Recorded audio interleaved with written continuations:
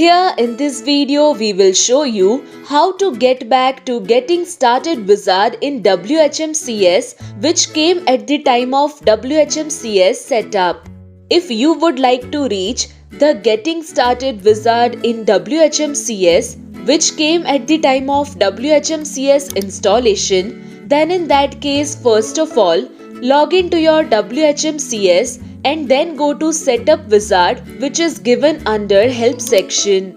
Now from here, you can set up your WHMCS again. This means you can simply click over Next and then enter the details regarding company name, logo, email address, etc. Then enter payment details, domain details, web hosting or server information, add-ons or other information, and then finally click over Finish. In this way, you will be able to set up the existing Getting Started wizard. Please subscribe to our channel if you have still not subscribed. If you would like to install WHMCS along with Softaculous with a reliable hosting provider, then redserverhost.com is the best option for you.